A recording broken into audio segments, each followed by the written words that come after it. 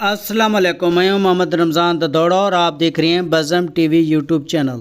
آج کی اس informative video میں ایسے ملک کے بارے میں بتانے لگا ہوں جو دنیا کا چوتھا امیر ترین ملک بن چکا ہے اور ساؤتھ ایسٹ ایشیا کا ہب ہے۔ وہ ملک ہے سنگاپور، جس کے لوگ پوری دنیا میں تعلیم یافتہ اور صحت مند ہیں۔ یہ ملک ایشیا کا امیر ترین ملک کیسے بنا، آج کی اس ویڈیو میں پوری ڈیٹیل آپ کے سامنے رکھتے ہیں، تو چینل کو کر لیں سبسکرائب اور کرتے ہیں ویڈیو سٹارٹ۔ دوستو، جب 1965 میں ملیشیا نے سنگاپور کو آزاد کیا تو اس وقت سنگاپور کی 80% آبادی غربت کا شکار تھی اور 70% لوگ بستیوں میں رہتے تھے۔ سنگاپور کی قوم افیون جیسے نشے کی عادی ہو چکی تھی اور بے روزگاری اتنی زیادہ ہو چکی تھی کہ لوگ چند روپوں کی خاطر ایک دوسرے کی جان سے مارنے کے لیے تیار بیٹھے تھے۔ یہ غریبی اور کرپشن سنگاپور کا مقدر بن چکا تھا۔ پھر سنگاپور میں کیسے تبدیلی آئی؟ ایک آدمی نے پورے کرپٹ سسٹم کو اٹھا کر سمندر میں پھینک دیا اور سنگاپور کو اپنے پاؤں پر کھڑا کر دیا۔ دوستو، 19ویں صدی میں ایک بہت طاقتور کمپنی تھی جس کی اپنی فوج تھی اور پوری دنیا کی 20% آبادی اس کی زمین پر رہتی تھی۔ اس کمپنی کا نام برٹش ایسٹ انڈیا کمپنی تھا۔ یہ کمپنی پورے دنیا میں سمندر کے راستے تجارت کرتی تھی اور بہت منافع کماتی تھی۔ یہ وہی کمپنی تھی جس نے برصغیر کو جکڑ کر رکھ دیا تھا۔ اس کمپنی کا منافع بخش کاروبار چائنا کی چائے تھا۔ اس کمپنی نے چائے خریدنے کے لیے کمپنی کو بہت سارا اوپیم بیچنا شروع کر دیا۔ یہ اوپیم انڈیا میں اگتا تھا۔ اس کمپنی کی ساری تجارت ایک چھوٹی سی جگہ سے گزر گا تھا جسے اسٹریٹ آف ملا کہتے تھے۔ کچھ ہی سالوں میں یہ کینیڈور اس کمپنی کا سب سے زیادہ منافع بخش روٹ بن گیا، جس سے اس کا 50% ریونیو آنا شروع ہو گیا۔ اس سارے روٹ کو محفوظ بنانے کے لیے اس کمپنی کا اپنی سی روٹ ہونا ضروری تھا۔ ایسٹ انڈیا کمپنی کا یہی مقصد پورا کرنے کے لیے سر تھامس رائفل نے ایک چھوٹے سے آئرلینڈ پر ایک پورٹ بنایا جسے آگے چل کر دنیا سنگاپور کے نام سے جاننے لگی۔ زبردست چیز یہ تھی کہ اس پورٹ کو فری بنایا گیا اور اس پر کسی قسم کا ٹیکس نہیں تھا، اور یہ بندرگاہ پوری دنیا میں مشہور ہو گئی اور اپنی زبردست لوکیشن اور فری ٹیکس پالیسی کی وجہ سے یہ بندرگاہ دنیا کے تمام ٹریڈر کی نظر میں آ گئی۔ اب ہر وقت یہاں سے ہزاروں شپ آنا شروع ہو گئیں۔ چائنا سے لے کر انڈیا اور یورپ تک تمام جہاز اس بندرگاہ سے گزرتے۔ 1867 میں یہ آئرلینڈ برٹش کالونی کا حصہ تھی۔ دنیا میں اس چھوٹی آئرلینڈ کی اہمیت بڑھ چکی تھی، مگر حکومتی کنٹرول نہ ہونے کی وجہ سے سنگاپور اوپیم اور پروسٹیٹیوشن اور جوئے کا اڈا بن چکا تھا۔ 1941 میں جاپان نے سنگاپور پر حملہ کیا اور 1945 تک ساؤتھ ایسٹ انڈیا کمپنی کا یہ جبول تباہ شدہ کھنڈرات بن چکا تھا۔ برٹش نے سنگاپور کی کوئی مدد نہ کی اور عوام کی برٹش گورنمنٹ کے خلاف نفرت ہونے لگی۔ اس کے بعد ایک ایسا آدمی آیا جس نے سنگاپور کی تقدیر بدل دی۔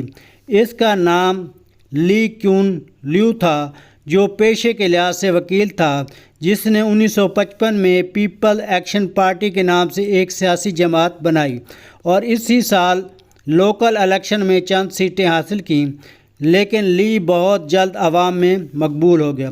پھر 1950 میں ملایا کا وزیر اعظم بن گیا۔ اس وقت ملائیشیا اور سنگاپور ایک ملک ہوا کرتے تھے جسے ملایا کہا جاتا تھا۔ لی کے وزیر اعظم بننے کے 3 سال بعد سنگاپور ملائیشیا سے الگ ہو جاتا ہے، اور اس علیحدگی کی وجہ ایتھنک اور مذہبی گراؤنڈ تھا، جس کی وجہ سے سب کانٹیننٹ 1947 میں تقسیم ہوا تھا۔ اس تقسیم کے بعد لی کی کئی مشکلات بڑھ گئیں۔ اس کے سامنے ایک ایسی قوم تھی جس کی کوئی پہچان نہ تھی، جو غریب میں ڈوبے ہوئے تھے، جس کے پاس کوئی کام نہ تھا، تعلیم بھی نہ تھی اور رہنے کے لیے گھر بھی نہ تھے۔ اپنی قوم کو اس دلدل سے نکالنے کے لیے کسی حد تک جانا لی کے لیے ضروری تھا۔ لی نے سب سے پہلے गवर्नमेंट से सोशल अनरेस्ट को ख़त्म करने के लिए फ्री स्पीच को बैन किया और फिर एहतजाज करने वाले और वायलेशन करने और नशा करने वालों को सख्त सज़ाएं दी। जो हुकूमत के ख़िलाफ़ बोलता उस पर केस कर दिया जाता था। सुनने में तो काफ़ी सख्त लग रहा था, मगर हैरान को ज़बरदस्त रिज़ल्ट आना शुरू हो गए थे। पॉलिटिकल और एथनिक टेंशन कम होने लगी। ली का भी यही ख्याल था कि जब तक लोगों को खुशहाली मिलेगी उन्हें किसी चीज़ की परवाह नहीं होगी। अभी तो इब्तदा थी। सिंगापुर का इस वक्त बड़ा मसला हाउसिंग का था। सिंगापुर के 70% लोग बस्तियों में रहते थे और ली की एक कंट्रोवर्शियल लॉ पास किया जिसके मुताबिक गवर्नमेंट किसी भी ज़मीन को सस्ते दामों खरीद सकती थी और ख़रीदी गई सस्ती ज़मीन पर गवर्नमेंट ने सस्ते घर बनाना शुरू कर दिए ताकि लोग इस सस्ते घरों को ख़रीद सकें। इसके लिए ली ने एक कानून पास करवाया जिसमें हर गवर्नमेंट सरकारी मुलाजिम की तनख्वाह से 25% कटौती होती थी और सेंट्रल प्रोविडेंट फंड में जमा कराई जाती थी और 25% रकम गवर्नमेंट अपने पास से देती थी। इस तरह हर मुलाजिम के पास 50% सेविंग्स जमा हो जाती थी। फिर लोगों ने कुछ वक़्त के बाद घरों को ख़रीदना शुरू कर दिया। आज सिंगापुर में 80% इन फ्लैटों में रहने वाले हैं जो गवर्नमेंट ने हर सरकारी मुलाजमीन के लिए बनाए थे। सिंगापुर की आवाम का दूसरा मसला बेरोज़गारी था। सिंगापुर के पास ना तो कोई कुदरती वसाइल थे, ना ही कोई पड़ोसी मुल्क उनसे तिजारत करने को तैयार था। ली समझ चुका था कि बेरोज़गारी का वाहिद हल बाहर बड़ी कंपनियों को लाकर सरमायाकारी करना था। इसके लिए उसने टैक्स और रेगुलेशन ड्यूटी ख़त्म कर दी, बल्कि सिंगापुर गवर्नमेंट ने बाहर से आने वाले सरमायाकारों को पैकेज दिया कि वो सिंगापुर में आकर सरमायाकारी करें और अगले 10 साल तक टैक्स की छूट है और कोई टैक्स नहीं लिया जाएगा। फ़ौरन बाहर के कंपनियों ने सिंगापुर में दफ्तर खोल लिए और इन 10 सालों में बेरोज़गारी ख़त्म होगी और सिंगापुर का ग्रोथ रेट 13% पर पहुंच गया। और दूसरी तरफ सरकारी दफ्तरों में करप्शन ख़त्म करने के लिए सख्त कवानीन बनाए गए और करप्शन के जुर्म में फांसी की सज़ाएँ भी दी गईं और सरकारी अफसरों की तनख्वाहें 10 गुना बढ़ा दी गईं। पूरी दुनिया में गवर्नमेंट मुलाज़मीन की इतनी तनख्वाहें नहीं जितनी सिंगापुर में मिलती हैं। इसका ये नतीजा निकला कि महकमों में करप्शन ख़त्म हो गई।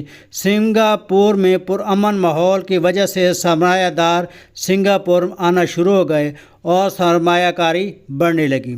इसके अलावा ली चाहता था कि उसका कीमती रिसोर्स है कि वो ह्यूमन कैपिटल और उसकी डेवलप करने के लिए टेक्निकल स्कूल बनाए और फ़ौरन कंपनियों को भारी रकम अदा की कि वो सिंगापुर की लोगों तो तरबियत दें और इसके नतीजे में सिंगापुर में एक वर्क फोर्स जो दुनिया के सबसे ज़्यादा मेहनती वर्क फोर्स बन गई है। लोग ज़्यादा पैसा कमाना शुरू हो गए और गवर्नमेंट के फ़ंड में पैसे आना शुरू हो गए थे। वही पैसा ली ने हुकूमत ने आवाम पर लगाना शुरू कर दिया। स्कूल, अस्पताल, रोड, बिल्डिंग बनना शुरू हो गई। इसका ये नतीजा निकला कि आज सिंगापुर का इंफ्रास्ट्रक्चर पूरी दुनिया में ज़बरदस्त है। सिंगापुर का एजुकेशन का ये हाल है कि सिंगापुर के तालिब इल्म ग्लोबली होने वाले टेस्ट में नंबरों में सफ़े अव्वल में आते हैं। 1980 के बाद सिंगापुर ने दुनिया के तमाम मार्केटों में जगह बनाना शुरू कर दी, जैसे petrochemical, pharmaceutical, advance computer component, ship building और केमिकल मैन्युफैक्चरिंग वगैरह थी। आज की तारीख में सिंगापुर दुनिया का तीसरा बड़ा पेट्रोलियम ट्रेडिंग का मुल्क बन चुका है। आज सिंगापुर का शुमार दुनिया के अमीर तरीन ममालिक में होता है। दुनिया का दूसरा बड़ा सी पोर्ट सिंगापुर के पास है। सिंगापुर लोगों को वर्ल्ड क्लास हेल्थ केयर और एजुकेशन की सहूलतें और हाउसिंग की सहूलतें मुहैया करता है। सिंगापुर की तरक्की का असल में एक लीडर की कौम से मोहब्बत का नतीजा है और दूसरी तरफ वो खिता है जो कुदरती वसाइल से माला माल है और इतना कुछ होने के बावजूद भी सिंगापुर से बहुत पीछे रह चुका है और बैसाखियों पर चल रहा है। कब इन लीडरों को अपनी आवाम पर तरस आएगा और ये सब करप्ट निज़ाम की پیداوار ہے۔